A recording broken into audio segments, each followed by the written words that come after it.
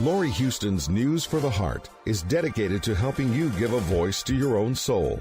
Our hearts have the power to free us from pain and the struggles that keep us from awakening to our true essence. Join Laurie now as we delve into our heart and soul to find the path that will open us to the possibilities and lead us to the life we love to live. And good afternoon. This is News for the Heart. Well, I am back from my big trip. I have Tom with me today, and so we are going to talk about the immersive. For those of you that have not yet done an immersive with Tom Campbell, I highly, highly recommend it for so many reasons, and we'll get into that. I had an amazing trip. I knew it was going to be something that would sort of take me out of my comfort zone and push me to grow a little bit up. As I've been hibernating for the last few years and coming out, touching my toes, and then coming back in, I really needed kind of a push. So Keith and Donna offered me that push, and so I am back from an amazing trip. And so we're going to talk a little bit about that because, you know, to be honest, Tom, we've now done interviews for 10 years, and I always love doing interviews with you, as everyone knows, because I always start off almost every interview saying that, because we come from the same place. You come from a physics background that is incredible, have a wealth of knowledge, but when we bring it all back together, it's all about working through our fears and growing up towards love. And that has always been something that I've worked my life with, and I think it's, you know, that's why it works so well with us. So I had no idea what to expect. I did know that you were, you know, an integral part of the Monroe Institute. So I did know that you did, you know, out-of-body experiences, and I knew you worked with the binaural beats. I had never, well, actually, I don't think I actually ever have worked with them. I've heard of them. I have them. I just never quite got to trying them out. And so I really didn't know what to expect. I wasn't sure. You know, I knew that we would be doing meditation. I knew that that's, you know, an integral part of what you do. I just didn't know. I really honestly didn't know what to expect. Now, if you are going to do an immersive with Tom, and I know that you haven't been doing them for that long, if you're going to do an immersive with Tom, you have to go to one of these incredible events that is, I mean, we were at a castle, Northern England, surrounded by beauty, so quiet, so beautiful. The food was amazing. A group of almost 100 people, like-hearted, some just like-minded, but very, very much, you know, something that no matter what pushes you to grow, no matter what, when you actually put yourself in an environment where there's a lot of people, where we're sharing experiences, it pushes you. The fact that we got to do the meditation in our room, I was so pleased because quite often, you know, you go to these things, you're like on a yoga mat, you're uncomfortable for the entire time. And, yeah. So I was very pleased that we got to do it in a room. So even better, you know, we're in this beautiful environment. So it becomes more, it's like a whole experience. It's not just about your work as much as the work is amazing. And, you know, Tom, so many people love you. I mean, I heard Santa Claus, I heard God. I mean, people really, really love you. And there's a reason, because you are so genuine. You know, you come off as just, you know, in your interviews and stuff, you're sometimes you're a little stiff. Sometimes you know, you always have a wealth of knowledge, but being in your presence for that long of time, I mean, you could really tell that you walk your talk. The love that you emanated was just, it was beautiful. So you want to, if you've ever wondered kind of what Tom does, I even had an interview with Jean Adrian the other day, and she was like, okay, so you went on a 5-day in a castle with Tom, who is a physicist. What could you have possibly gotten out of that? And it's like, oh, you, no idea. It was amazing. So we did all sorts of different exercises. I mean, we, went from communication to, sharing energy to doing healing work, to doing remote viewing, to doing past life and future probabilities. I mean, it's the whole thing. So if you're looking to really make some changes, this is definitely the way to go. I know since I've come back, I've done a little bit of experimenting with, sending energy and sharing energy, and to very positive effects. So, I mean, it really is interesting. And I also like that, you weren't the person that said, go to your room, chant Om for, the hour and see what happens. It was very, very specific. You gave us a few hours before to prep and to know what we were going to be doing. Sometimes it was the evening before. We had an agenda, sort of. You didn't have to do everything at once. You didn't, it was just, I really liked the way it was all paced out. I loved the environment. I loved the people. It brought a real warmth and genuinity to, and authenticity to what you do, the work that you do. And it really looked well on you because everybody really adores you. Like everybody. I mean, I get the advantage of talking to you all the time. I tried not to put too much in there except for, some funny comments every once in a while. But I really, I wanted to give everybody else an opportunity. And I have gotten, some feedback from people. We will be doing a little bit of talking about virtual realities probably in our next show. I did want to talk a little bit. I did get a message regarding the still point, or that place that we go to. A lot of people get confused about that. They think it's, I think they think it's bigger than it is. I think they get scared and think, oh, I'm not doing it properly. Right. And that's just not the case. I mean, we've all experienced that place where we just feel that connection to everything. And when you're in a large environment like that, it's almost impossible not to feel that connection. So let's talk a little bit about that. We'll talk a little bit about some of the things that we did, but I mean, again, I can't say enough about you, Tom. I really love that we get to talk all the time. I love the work that you do, and the fact that we bring it all back to love and getting rid of our fears. I mean, that really is the only thing we're here to do. Well, thank you, Laurie. That was a wonderful introduction to the subject. Were you in the first or the second first group? You were in the first group? Yeah. Yeah, we had a good time. It was a very nice place, a good facility. You're right. The food was wonderful. The people were wonderful. And it just all worked together very nicely. But it usually does. That's my, I don't know, 5th or 6th or 7th time that I've done these.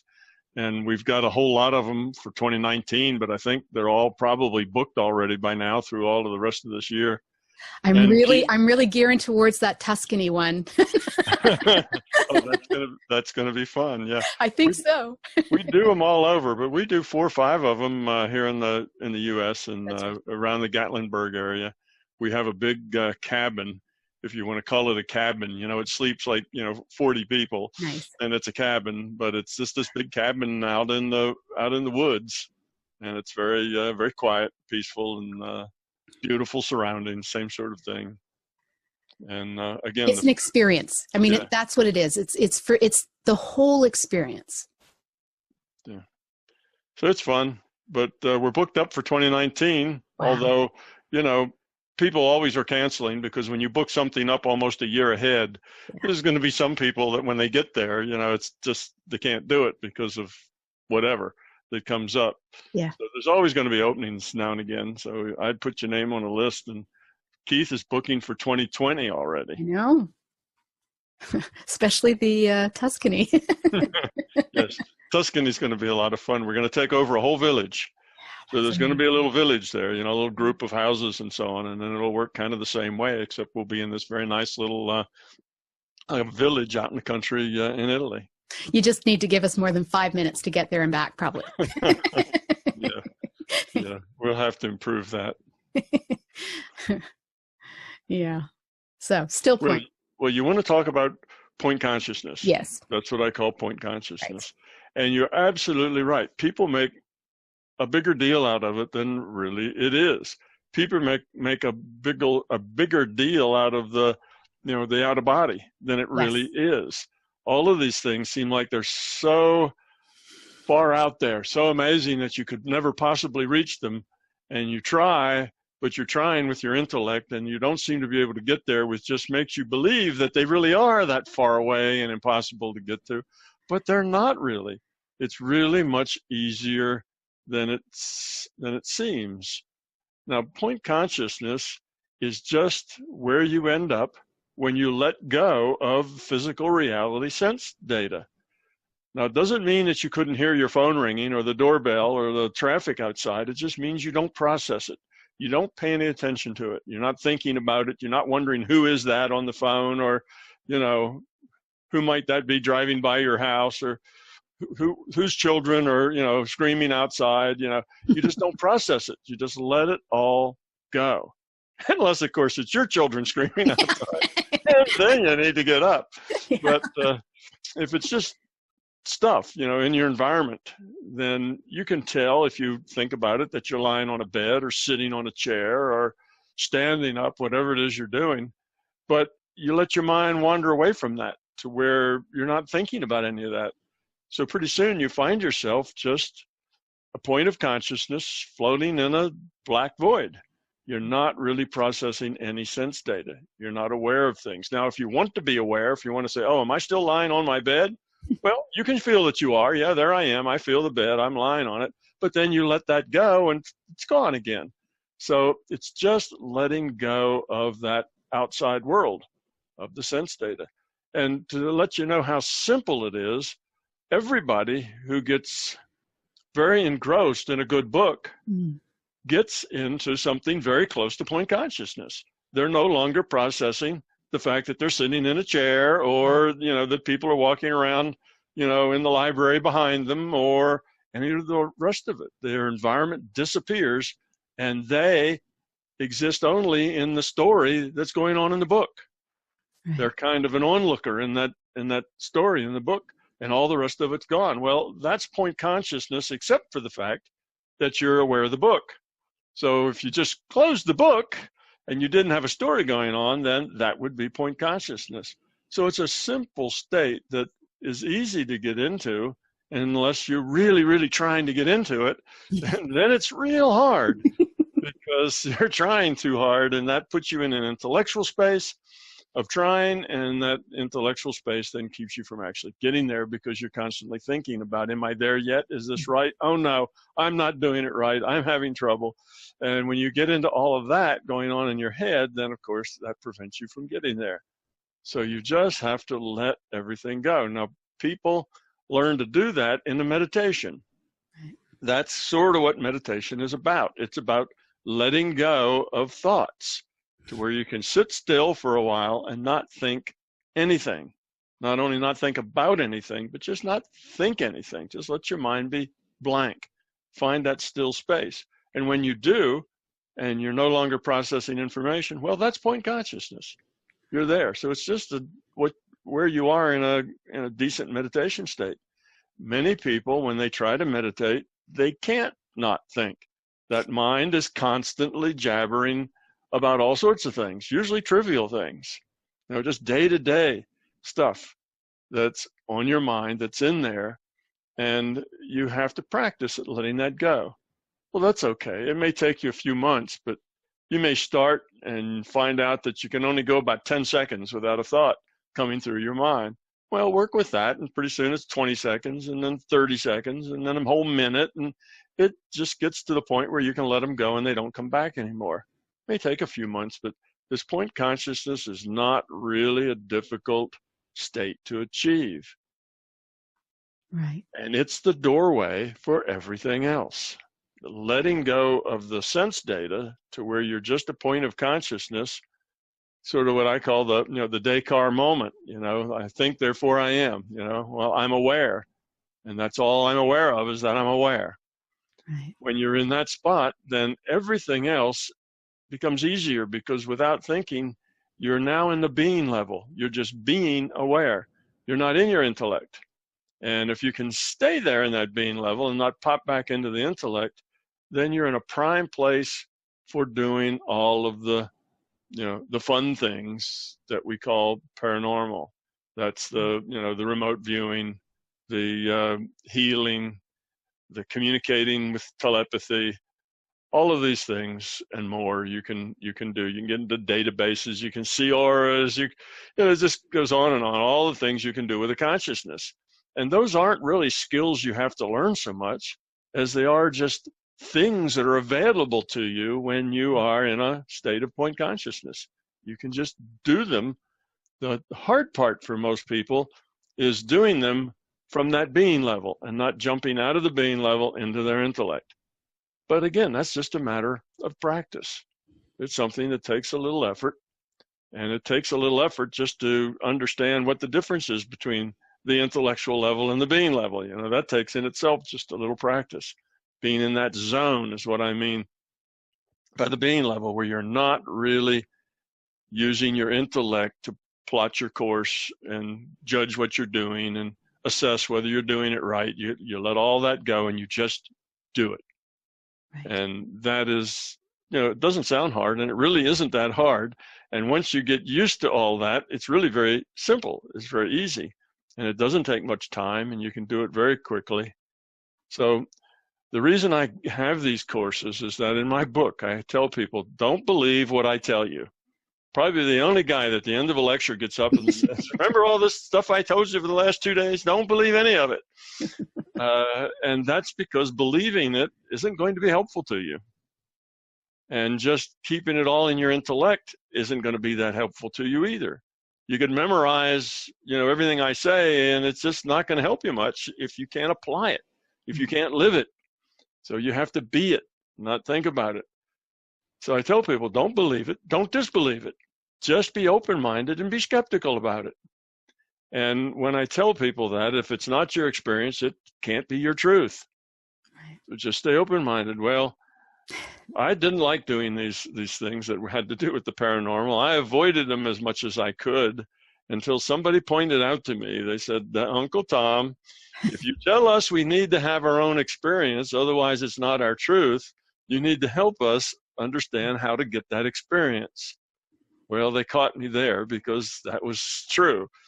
I do tell them it has to be your own experience. You can't just believe it because I tell you, you read it in a book. So then I felt like I needed to offer these courses to help people have the experience so they could experience the larger consciousness system, what it means to get there, how do you get around in it, and then all the things you can do with a consciousness, all the things that are natural to consciousness, like communicating telepathically. It's just a natural thing that consciousness can do. You just have to put yourself in the right frame of mind, get rid of all that noise, and there you go. It works. It's easy. Matter of fact, healing somebody with your mind is about the easiest paranormal thing you can do. It's just a real simple thing.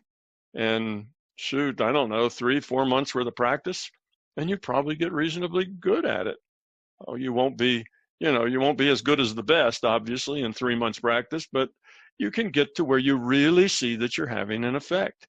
It becomes obvious that you're having an effect. It's not a hard thing to do, and everybody can do it. You just have to learn to let go of that consciousness, get in that being level zone, and keep your intellect out of the game. As soon as that gets in the game, then the game's over. It doesn't work anymore. Of course, those of us in Western culture, we live our life through our intellect. Our intellect does everything.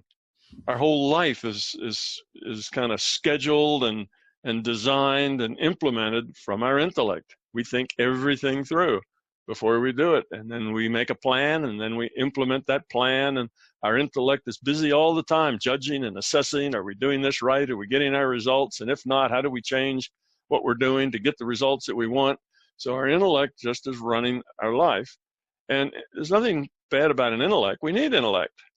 But we have both an intellectual side and an intuitive side. And those two need to be balanced. Most of us in Western culture are terribly unbalanced. We have this huge intellectual side and a tiny little, sometimes absent altogether, intuitive side that we don't trust.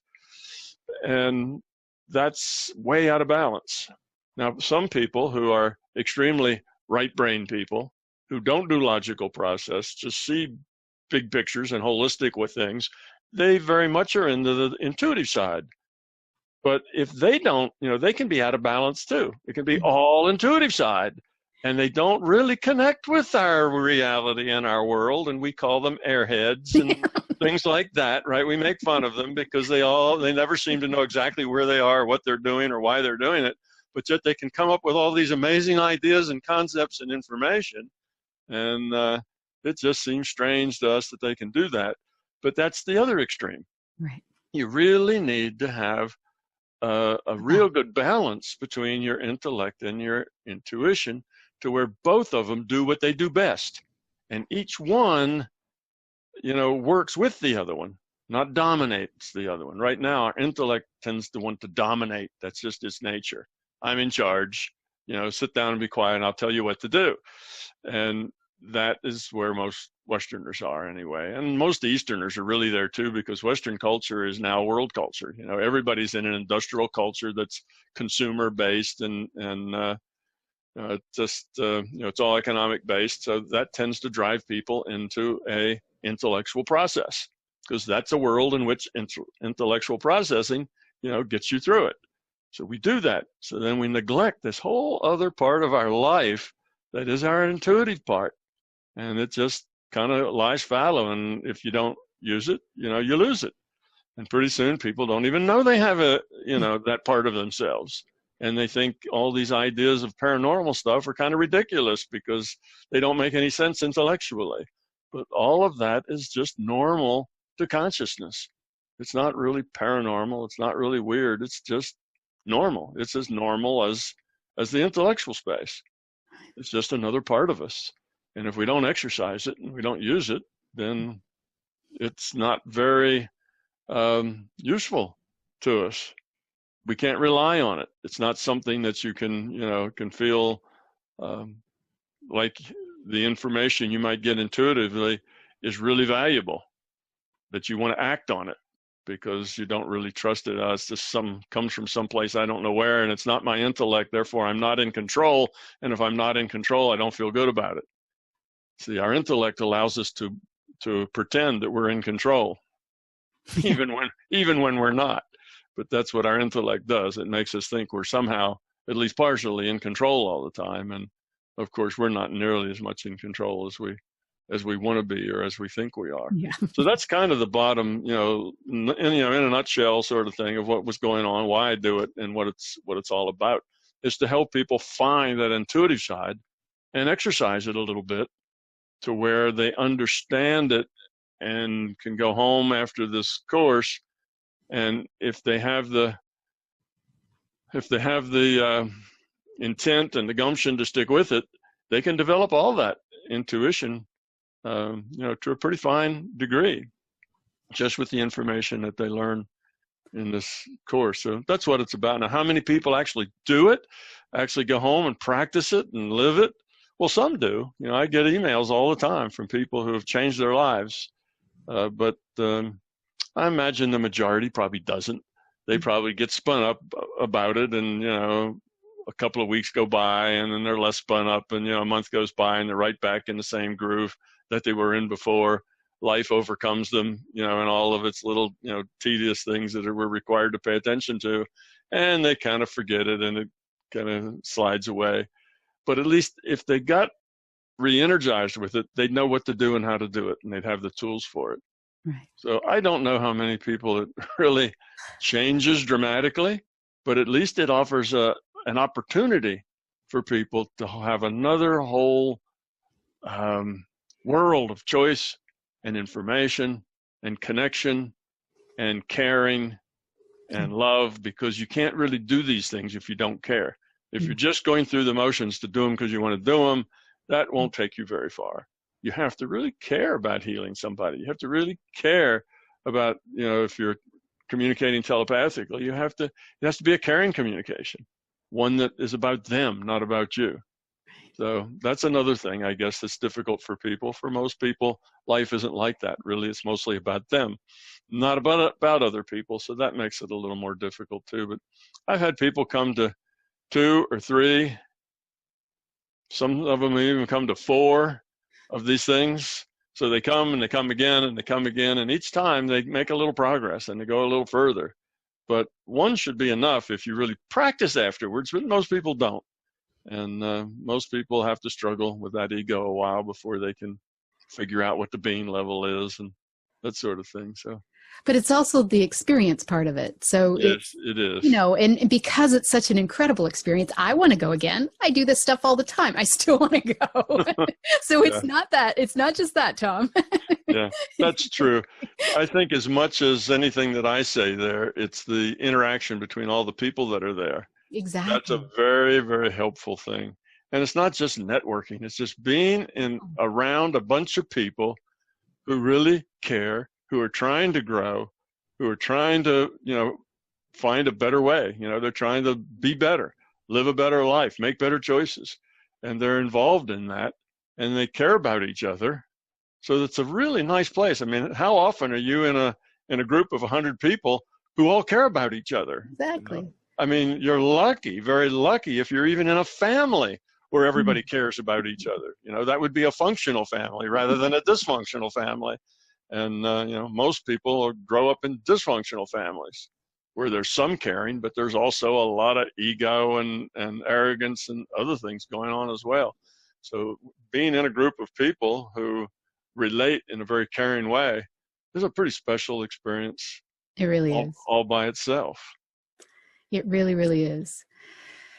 I think the binaural beats was an interesting thing. Again, something I hadn't really worked with at all. I think it assisted you to get out of your head. I think that's part of the way it was focused so that, you get different brainwaves working. And I think that was an effective tool. Again, these are just tools, so they're not necessary. But I think a lot of people found them very interesting. And because you did such a wide range of them, you could really kind of fall into which one sort of fit you best.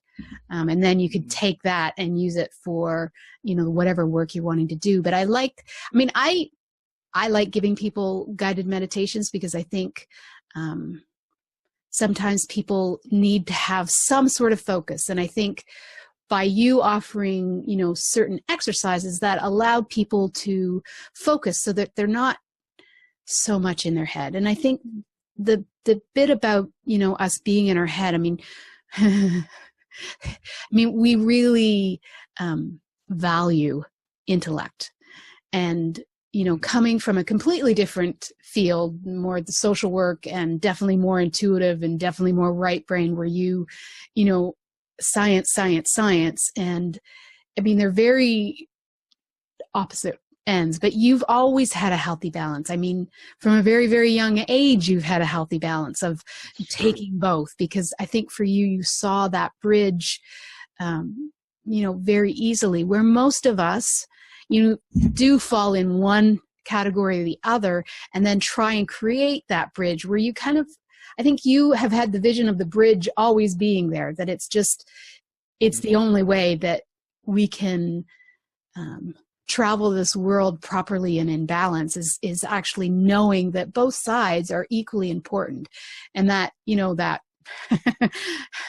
that kind of woo-woo energy where they're not grounded and they're stuck up. That happens to the best of us, where we can, get very ungrounded if we're much more right-wing or right-brained and very, focused on the bigger picture. It sometimes is hard to get grounded, but you're right.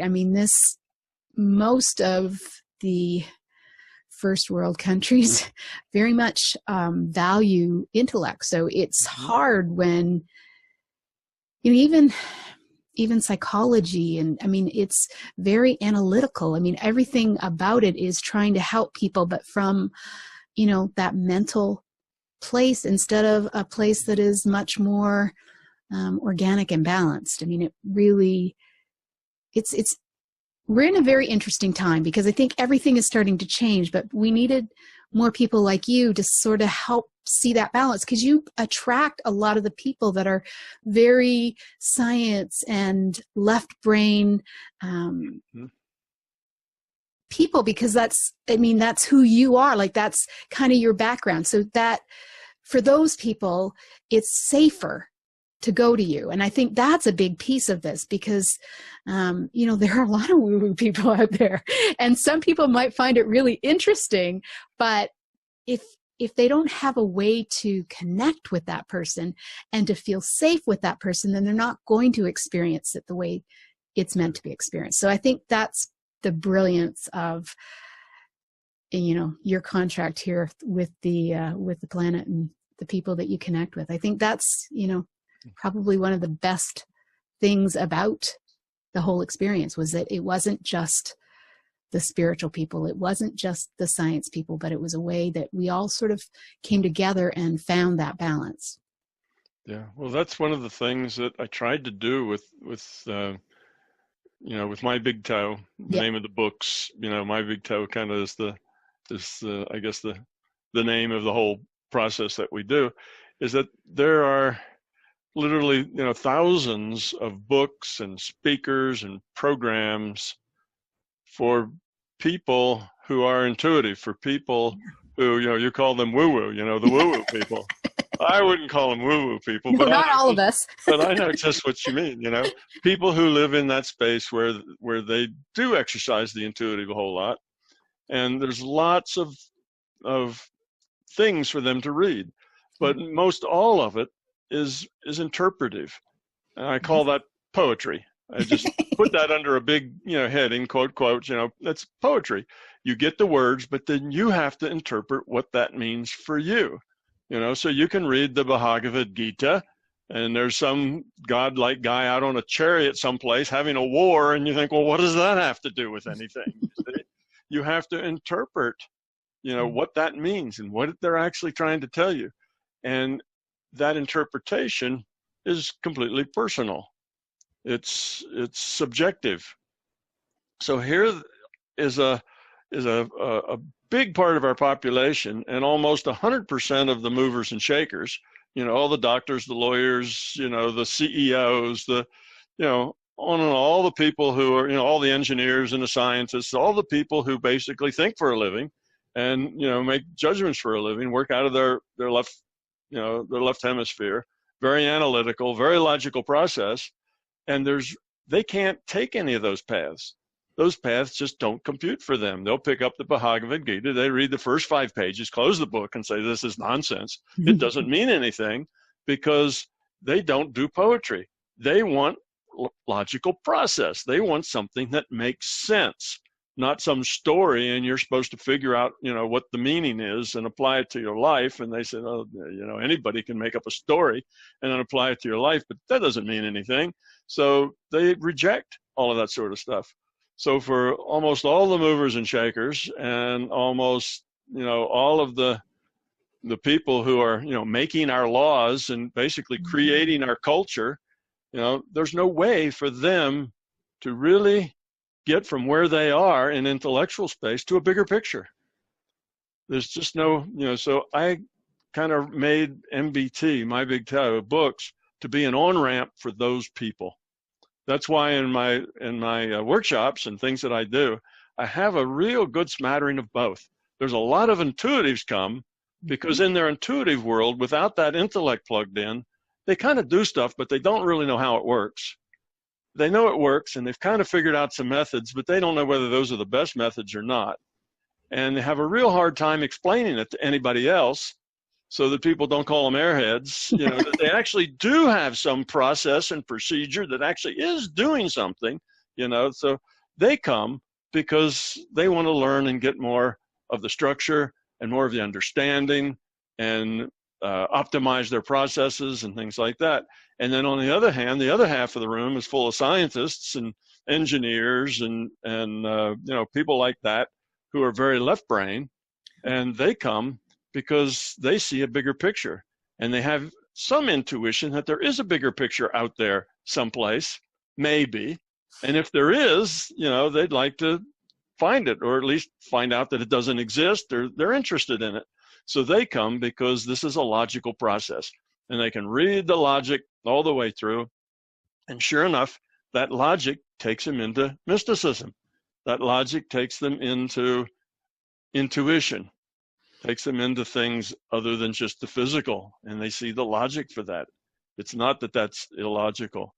But you're right, our science has been so successful in making gadgets and explaining things that we have kind of given up everything else in favor of science. So if you now look at psychology just tries as hard as it can try to be a science. It wants to be scientific. It needs a hypothesis. It needs, the data. It needs the mathematics. It has to be scientific, or it's just garbage.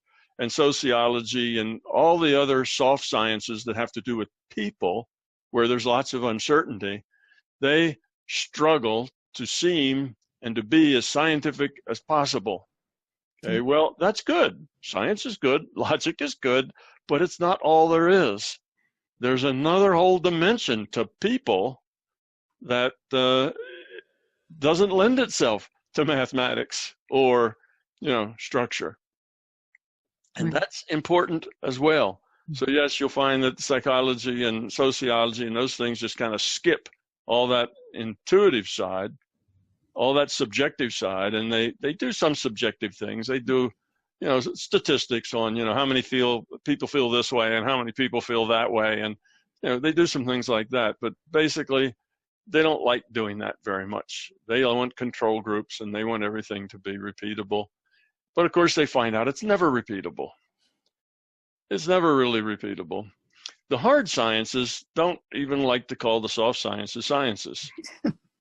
They say hard science is science, physics is science, chemistry is science, biology is science, and the rest of the stuff, the sociology, psychology and stuff, that's not really science. That's something else. And since science has such has 5 gold stars next to its name, everybody else wants to look like their science. So this other part of our life, our intuitive part, our subjective part, just gets neglected terribly in our culture. Even philosophy is like that. Philosophy used to be mostly metaphysics.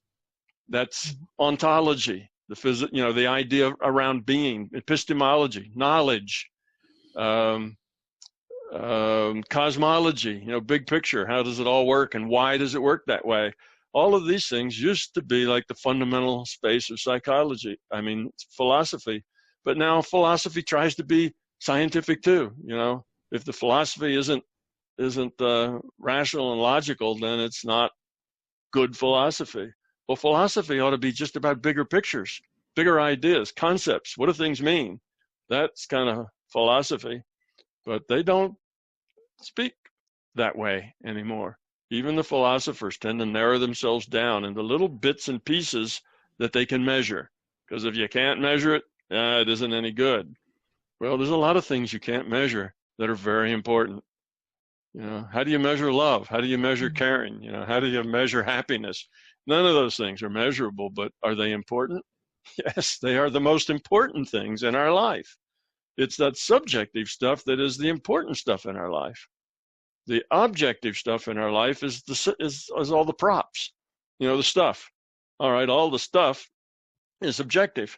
And that's where physics and chemistry and biology do really good stuff. They work with the stuff. They figure out how does the stuff work, and they're good at that. And that's objective science. And I'm all for that. I'm a physicist. I like that too. But that's only a small piece of a much bigger puzzle. That's not even a half. That's like 10 or 20% of our life is really wrapped around the stuff.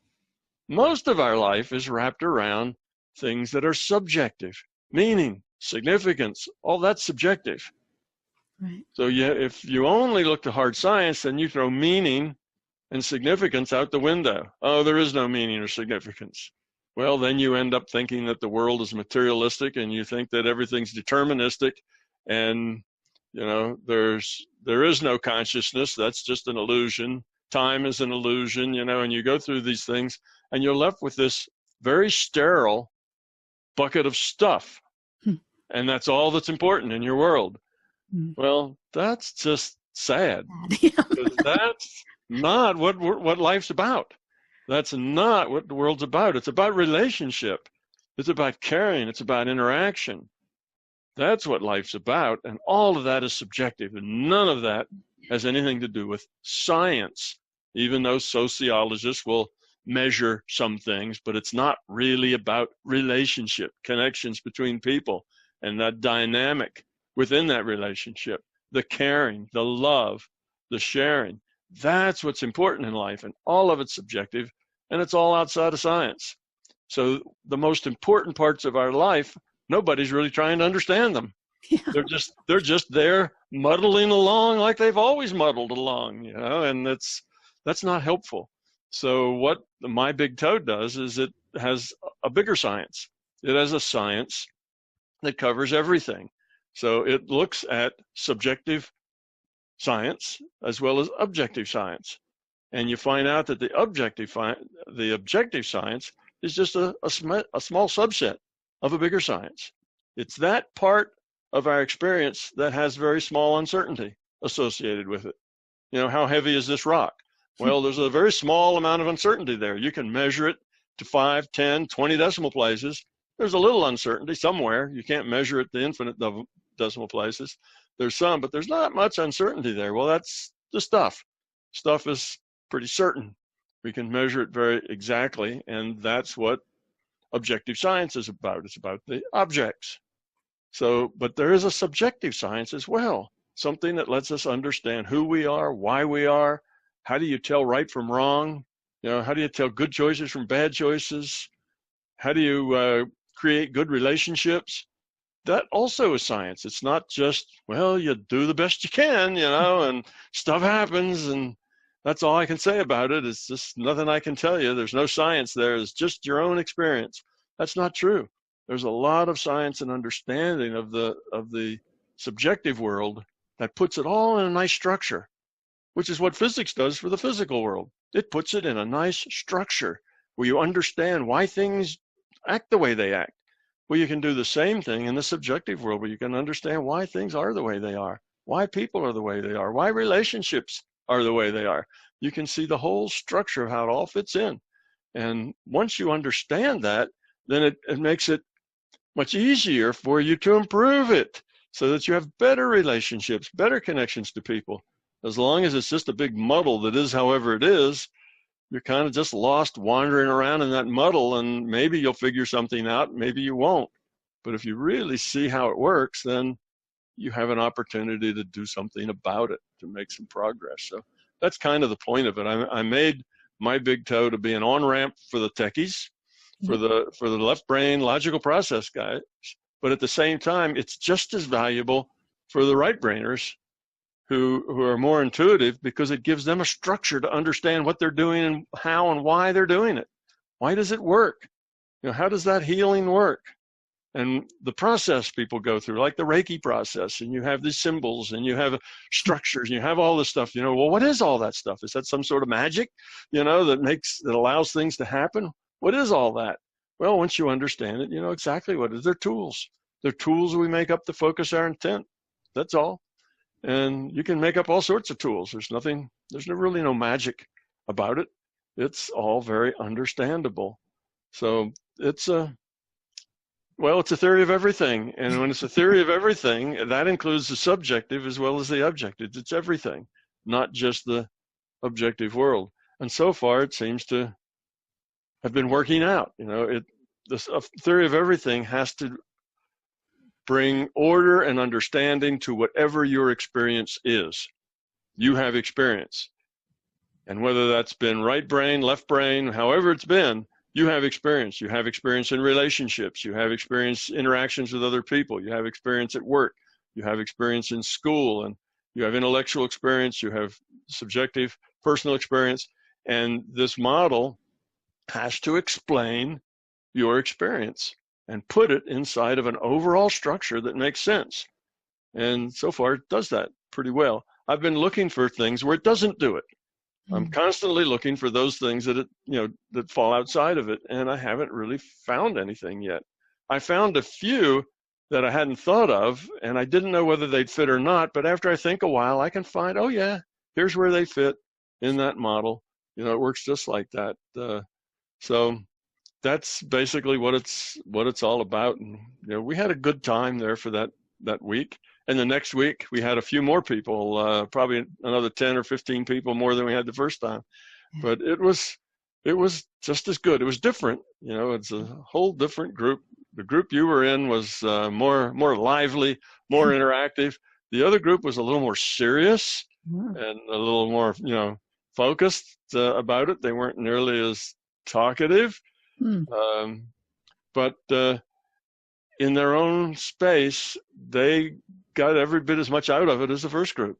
Right. It kind of works. The groups are all unique. They're all special. There's no group like the group you were in. That's a unique animal all by itself, and it creates its own energy. Right. And that energy field created by that group is something that just helps pull everybody along. Right. Yeah. And everybody's different. I mean, that's the whole beauty of it, which I think that's the exciting part of what you do. But I mean, even in, the right brain of us, some people are more tactile, some people are more visual or auditory, or, it's everybody does their own thing the way they need to do it. And everybody is so incredibly unique.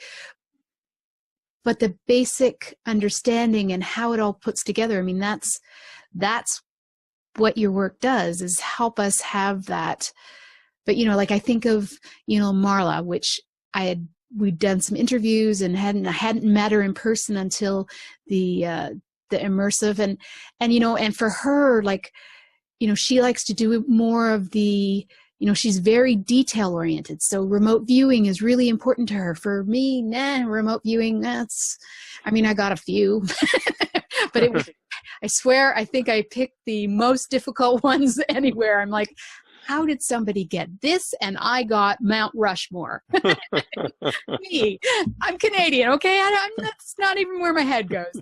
But it's like, the healing aspect, very good at the healing. Probably, I really only got one that I only got about half right. So I did really well in the healing stuff. I did really well with the communication, because that's kind of what I do. I did really well with the sending of energy, and since then it's gotten a lot better.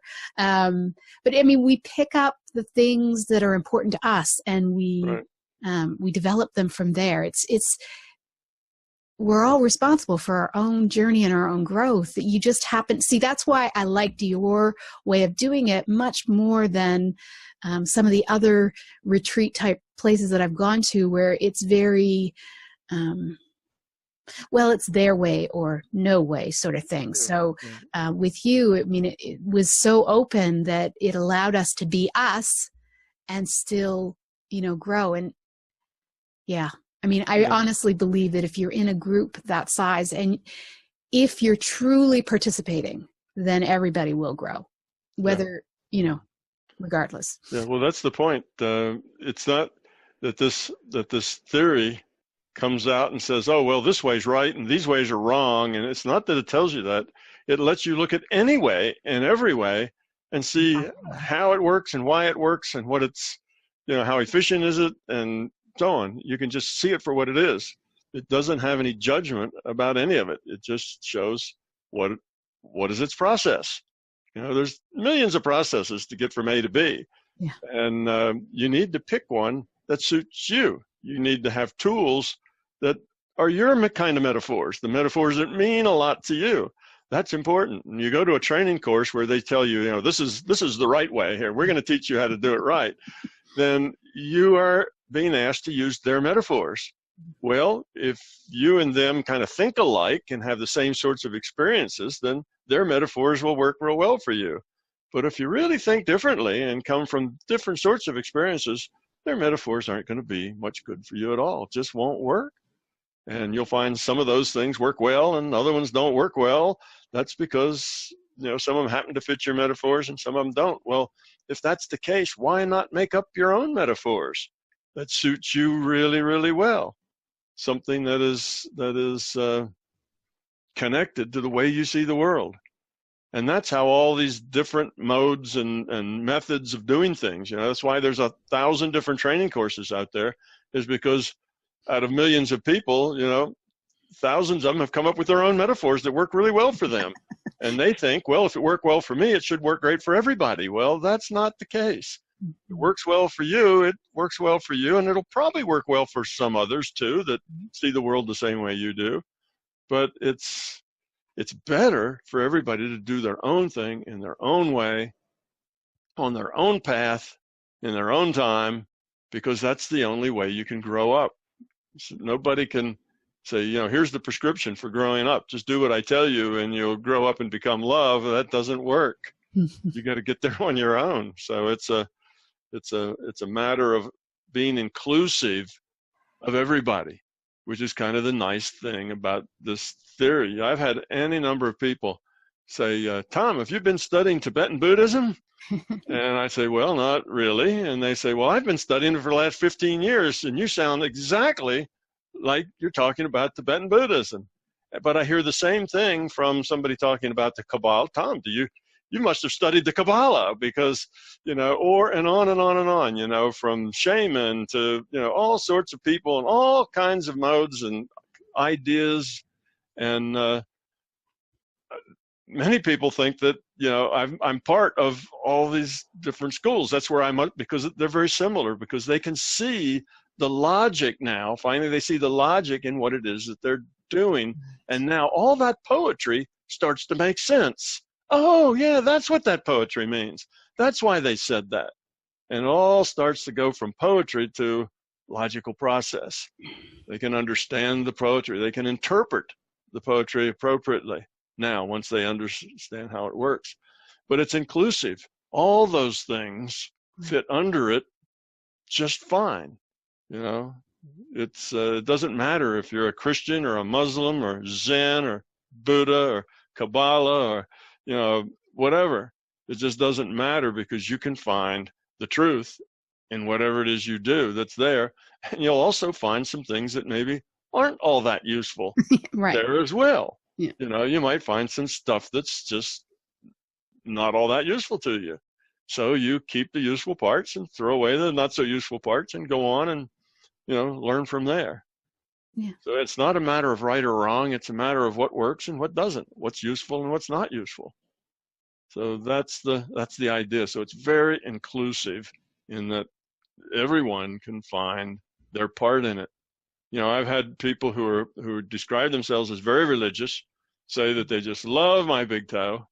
Had one lady say, everywhere I go, I carry two things, and that's the Bible and my big toe. Wow. So I get some very religious people who love it because they're above the dogma. The dogma doesn't really mean much to them. They've outgrown that in their religious development, and they're in the ideas, the concept. What does it mean? What's the significance here? What's important and what's not? And they really like it. And I have just as many, or maybe probably more, people who are atheists, and they like it too, because they find in it. They say, look, it's. Tom must be an atheist because, he doesn't have any of this religious, dogma or creeds or any of that stuff. He even tells you not to believe anything he says, This couldn't possibly be, religion. And people very religious, they can find themselves in it as well. So whether you're an atheist or whether you're a theist, you can find a logical explanation of your experience and your understanding of the world. You just have to put it in your own terms and your own metaphors once you understand it. And that's how you should go forward. It shouldn't change to somebody else's system. That just lays on another layer of belief. You just need to go on your own path. Right. So that's why I don't do any meditations that are led. I'm really trying to break kind of do a break there with the people who are in the audience. Now, there's nothing wrong with meditations that are led. They help people get to certain places. They're very effective for that.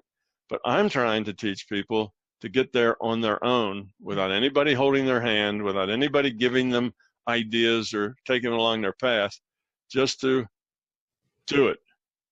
And that is what makes it hard. Yeah.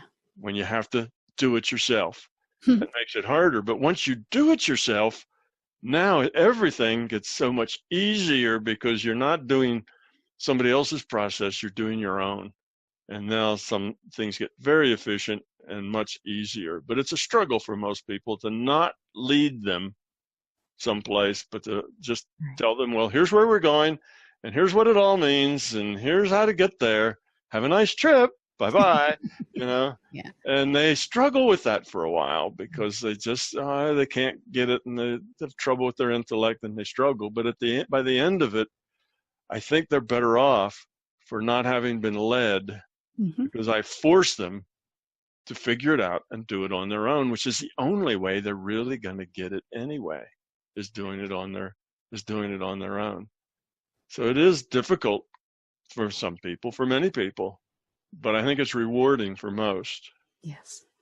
I think that's the brilliant piece, though, is you're here as a support system for all of us, not as a support system for, physicists or for intuitives or for a specific, you can find a way to make it all part of each other's journey. Because unfortunately, as much as I would like to think, I remember somebody saying, well, why not take the helicopter up? We can help you take the helicopter up to the top of the mountain. It's like, yeah, except that doesn't work. And no matter what you say, we're not actually getting a helicopter to the top of the mountain. As much as you think you're taking on our karma, and as much as you think you're telling us all the right things, we actually have to get to the top ourselves. And absolutely. That cannot be done by you telling us and being on a power trip. And anyway, that's why I wanted to talk about, the immersive. I think if anybody is looking for something, yes, it's a beautiful experience, and maybe, having them in the States is a little bit cheaper, but going to a castle or going to Tuscany, which really is next on my I'll have to let Keith know. That's the piece. And I know we're now at the end of our show, but I can't say enough. I think if you really want to, take that next step and really embrace some of Tom's teachings and how to apply them, this is what you want to do, because it really allows you to have the support. It allows you to be surrounded by like-hearted and like-minded people, and you get to do that journey. And I think it's really important. So I'm glad that you're there. I'm glad that I had that opportunity, and I'm excited to have another one. So thank you, Tom. You're quite welcome. If you're gonna talk to Keith about that Tuscany, you better talk to him soon. I know, right? That's gonna fill up. I know. And it's not until next October, 2020. 2020, and it's gonna fill up pretty soon. I know. All right. Well, you have been listening to News for the Heart. We have been getting the heart of what matters with Tom Campbell. Again, highly recommend, if you can take an opportunity and want to experience it, to go there. Definitely, Tom is very generous with his YouTube videos, and he gives so much knowledge out there. So take advantage of all the stuff that does come to you for free, and then support Tom with what he does. All right. Until next month. Thank you, Tom. Thank you, Laurie. Have a question for Laurie and want to be on the next News from the Heart show? Drop us a line via instant feedback at bmajor.org. News from the Heart is brought to you by Intuitive Soul and is produced by Major Radio for Clear Channel's iHeartRadio and bmajor.org.